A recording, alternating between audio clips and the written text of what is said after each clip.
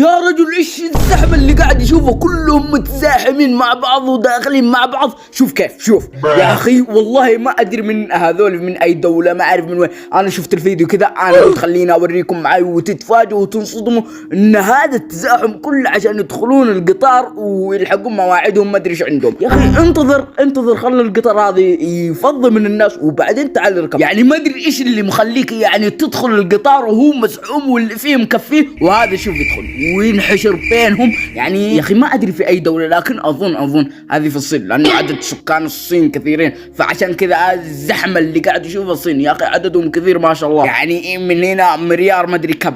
اكتبوا لي تحت في التعليقات كم عدد سكان الصين. اتوقع انه مو كثيرين. فزي ما انتم شايفين هناك، يعني لو رحت الصين انت بتشوف هناك الزحمة هذه، وما تدري يمكن حد يسرقك بسبب الزحمة، وانت يعني كل واحد يعني داخل فيك متلصق معك، ما يمديك يعني عندك مساحة شخصية، ما يمديك يعني تتنفس. فعشان كذا انتبه، اللي اي شخص بيروح الصين ينتبه على نفسه عشان المخاطر وكذا. ويا عزيز المشاهد، يا حبيب المشاهد اللي قاعد يشوف هذا المقطع، اكثر الناس اللي قاعدين يشوفون فيديوهاتي او مقاطعي ما هم مشتركين في القناة. عشان كذا الله يرزق كل شخص، والله يوفق كل شخص اشترك في القناة وضغط زر اللايك والاشتراك. ما تدري ممكن الدعوة اللي دعيتها الان تستجاب عند رب العالمين، وانت بس ضاغط زر اللايك والاشتراك. ولا تنسوا اللايك، ويلا سلام.